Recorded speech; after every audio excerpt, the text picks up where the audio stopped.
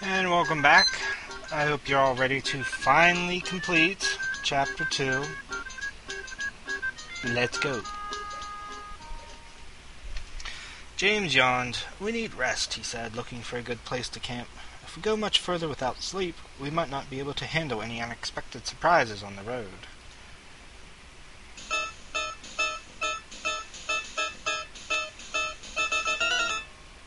Okay. Even as they threw the door open, James bit back the impulse to vomit. Kingdom soldiers lay scattered about the room, each lying in his own coagulating pool of blood. Nowhere did there appear to be anyone untouched by murderous hands. That is quite a gruesome sight. Look, there's some guy's head stuck to the wall.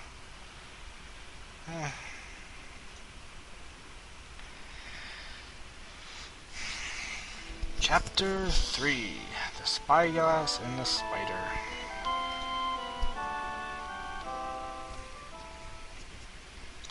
The coppery smell of burning flesh filled the air. Embers leapt from the funeral pyre onto the growing dusk, joined the winking points of light that would later become a blaze of crystalline stars. Around the flames, villagers gathered in the dark dots. Their faces... I thought it was clots for a minute because of the font. Their faces overwritten with blank, unreadable expressions. Like moths to a candle, they drifted near and mourned and thought and sniffed. They had come to watch the flames feed. Gorath's fathomless green eyes initiated in the firelight as he turned and gazed at Owen, who flinched uncomfortably at his side. "There can be no uneasier sleep than a warrior murdered in his cups," Gorath said, his voice only slightly louder than the spitting hiss of scorched bones. "They nipped at the heels of the Nighthawks, be certain of that." "So you think we're getting close?" Owen asked. Gorath began to speak, but his words congealed on his lips as his eyes locked with the burning gaze of Senior James. "I have had it with your mysterious half-answered Mordell. Now, for the sake of your continued good health, I want to hear some explanations fast while you were here in Romney 6 months before you made your appearance at the Inclinell Pass." "Oh yeah, he means it." "The only explanation, Signor, is that you are mistaken. I have never been south of the Inclinell. While we carried the dead from the Black Sheep Tavern, a tavern boy informed me that a man answering to your description called on 3 unwholesomes, whores, dressed in black, all of whom wore the trademark silver rings of the Nighthawks. He heard them refer to the Mordell as Gorath. It seems that this Mordell paid a sizable sum of money to those Nighthawks before departing, even perhaps to arrange the death of a company of the king's soldiers." Oh, I thought Gorath was talking. I need to read that first. "He may well have paid a king's death, but I know nothing of it. I realize it may impress little upon you, but Gorath is a passing common name in the Northlands, and oft does not your kingdom fellowfolk have mistaken me for an elf. The barkeeper was likely deceived by enemies of mine. If I had cause to mislead you or their prince, I would have found a far less convoluted means of confusing the royal sanity. Look elsewhere for your enemies, James. While we may not be friends, I mean you no harm. I shall look where I wish until you are no longer my responsibility. We may not be able to strike at the Nighthawk stronghold, but if we can locate it, we may still be able to get inside and find the information Prince Arutha needs. The Nighthawks will shun Romney for a time. However bold they may be in their murderous nights, they flee when daylight breaks. No one walks without leaving footprints, and these men are no different. However skilled they may be at assassination, I did it again. They have never been any good at covering their tracks. Let me see these things you found in the tavern. They are here." Wow, that was almost full motion video. Woohoo! "Good.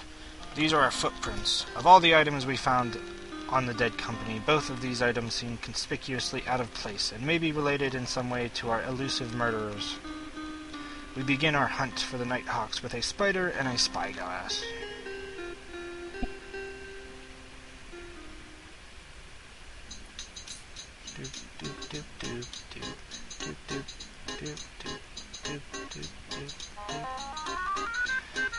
Alright. This is why I did not sell anything.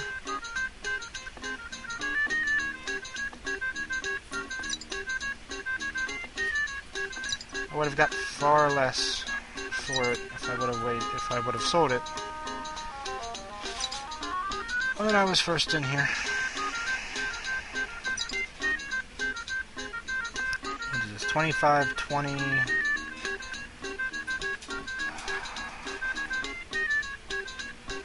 Yeah, forget it. We don't need it.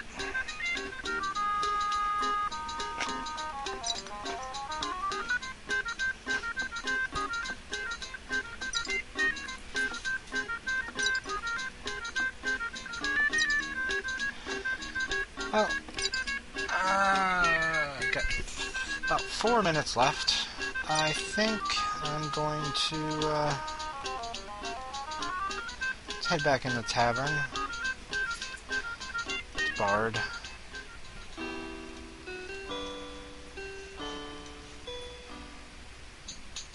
Barmaid. Let's talk to this guy.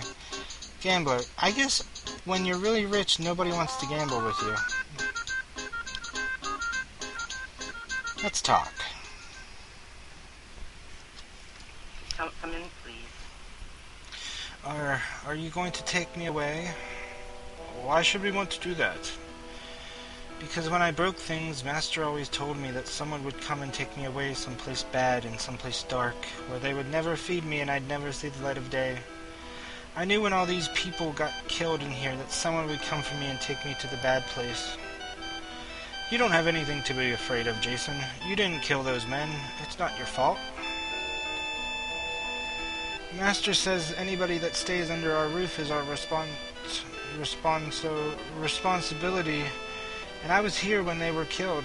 That means it was my fault. How young is this kid supposed to be? Then you saw the murderers? No, but they came in and told me to leave or they'd hurt me real bad. They didn't tell me what they were going to do. What did the men who told you to leave look like? They were big and they had birds on their chest, like eagles, and they smelled funny, like sometimes the sailors from Kesh smell like flowers. Hawks on their chests. That at least confirms the Nighthawk's involvement. Do you know anything about a spider made of silver or a brass spyglass that one of the men that were killed might have carried? It's very important. Think hard. I don't know anything about the spider, but I remember that one of the king's men had a brass tube with little pieces of glass in the end of it, and I could see things that were far away with it. He said that he and one of the other men had brought it back from Sildon. Did he say where in Sildon he got it? No, just Sildon.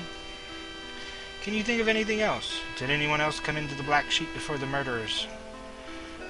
The carrying man brought in some wine from the upside-down keg for the soldiers. Told me it was sent special. But besides that, I can't think of anything.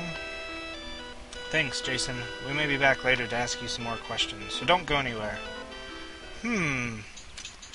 Someone sent in special wine for the soldiers, huh? Right before they were murdered. Coincidence? I think not. Let's head into here. They were shown into a room. Seated cross-legged in a large wooden chair, Duke Romney was staring at a large lumpy form which was heaped on top of the meeting table, his youngish features obviously clouded by some issue of great concern. "What's under the sheet?" James asked.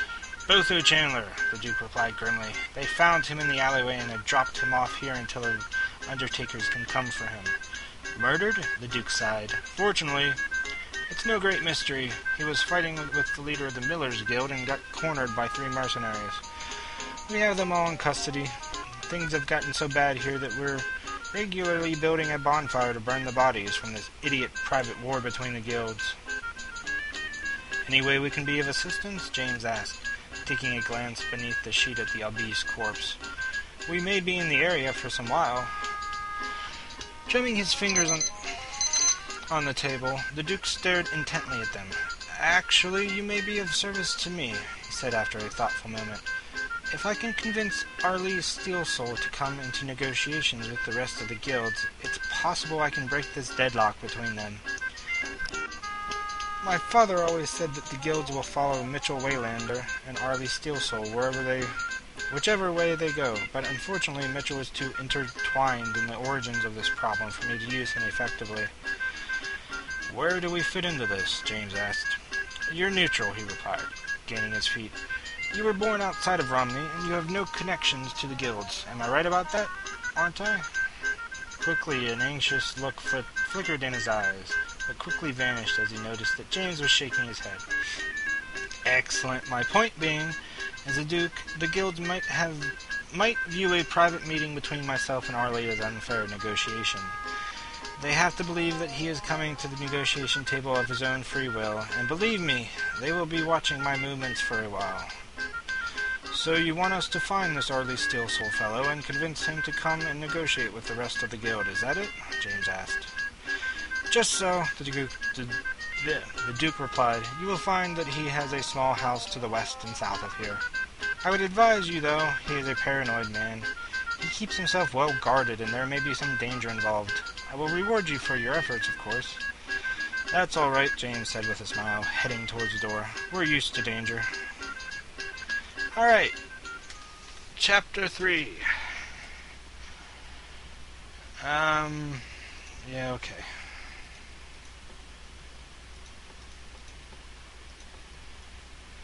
Here you go, Owen.